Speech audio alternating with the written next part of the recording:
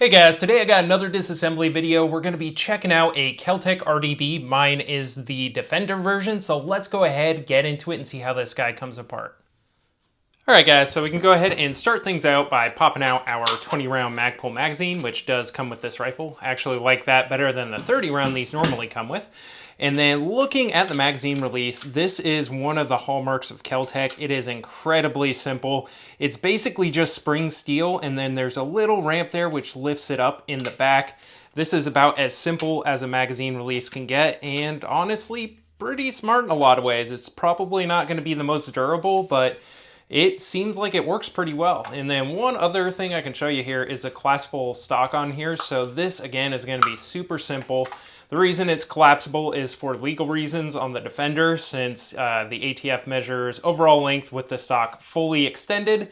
So with this extended, it is over 26 inches overall length, so it doesn't count as an SBR. But to collapse it, you basically just lift up on this lever, press in, and then you can go ahead and push it all the way forward like that. That'll make it a little bit shorter, but that's pretty much all you got to do there. And then we can go ahead and pop out our handguard here. So you can see there is going to be a single retained pin at the front. We'll just press that in with a punch, pull it across. And one thing that is good to know on the KelTec is the retained pins are only mostly retained. So these actually can pop out. So if you look here, there's like a little spring in there that basically holds it in. With enough pressure, you can pull it all the way through.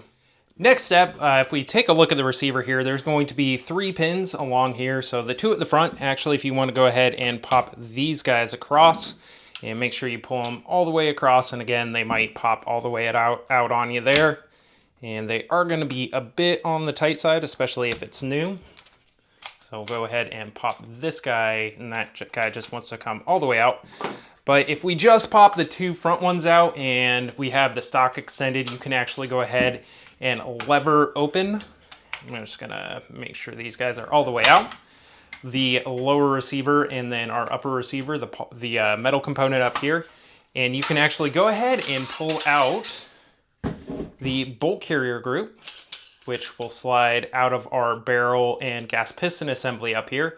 That comes with the spring and everything. And then our barrel assembly here, and we can actually just go ahead and remove our charging handle by pulling back so it unlatches from the front here, pressing it to the rear, tilting it out, and then you can just pull the charging handle right out. And that leaves you with the barrel assembly here.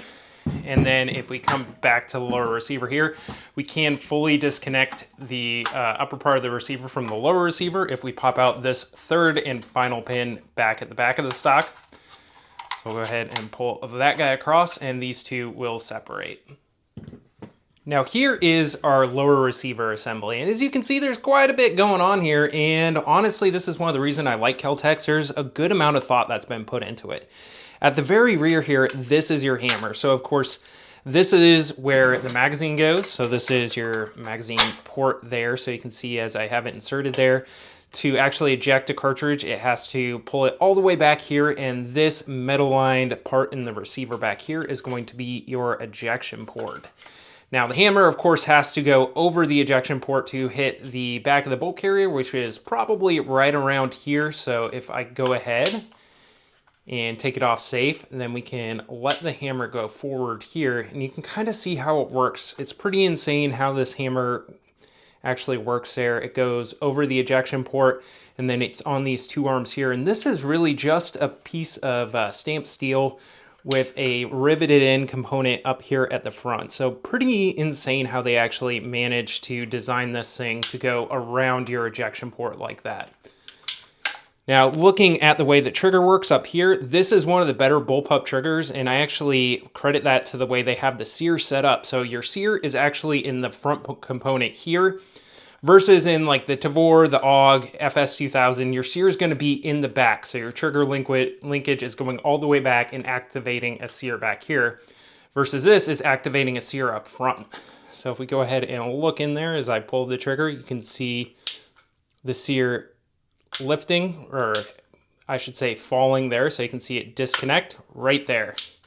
So this actually is what helps contribute to a better trigger on the RDB than you get on a ton of different bullpups there. And then you can also see we have our bolt hold open right here at the back of the magazine, and you can actuate that from either side of the lower receiver. Looking at our upper receiver here, this is the actual firearm as far as the ATF is concerned, and you can see this is essentially just a piece of bent sheet steel here. So it's really very simple, and the only really complex parts here is there's some welding for this little pocket at the rear, and then a couple of rails on the inside of the receiver. And then at the very bottom of it, there's going to be a rubber buffer in there. And your stock here just fits over the top, but it is a very, very simple part. And here is our bolt carrier group, as well as our recoil spring and guide rod. And you can see the guide rod actually pokes all the way through the front when it starts compressing, and this actually helps to keep everything aligned with the gas block up at the front. But we can actually go ahead and remove the guide rod by just pulling back on it. Now the recoil spring is actually going to stay in the assembly here. I can't really pull that out the back.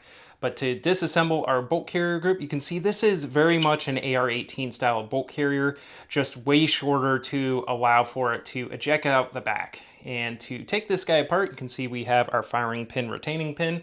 So if I just take my little janky cartridge here, we'll go ahead and press this guy across and pull it out here.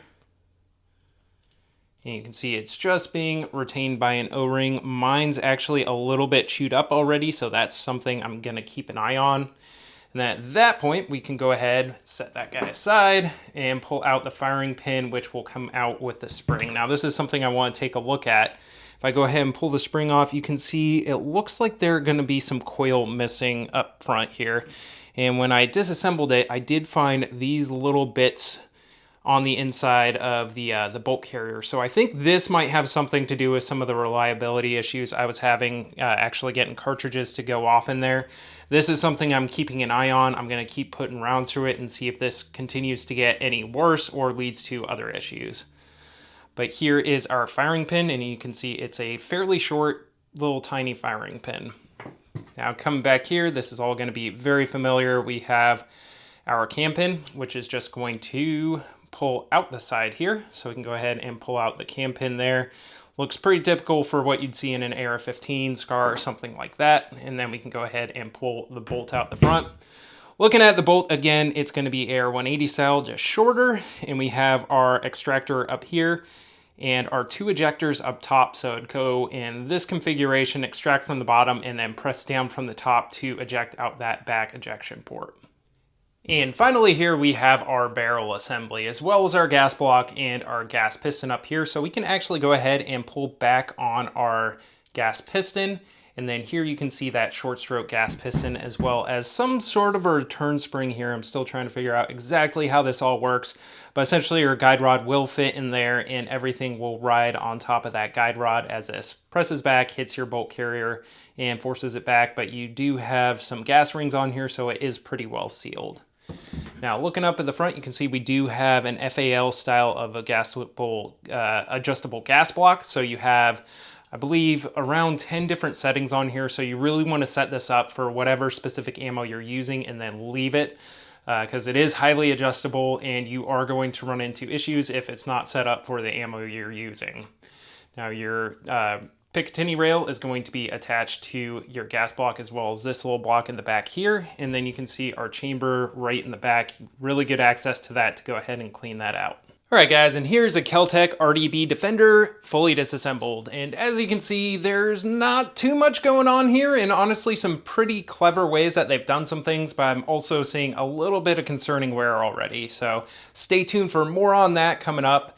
And thank you for checking out the video. Please like, share, subscribe, and stay tuned for more content in the future.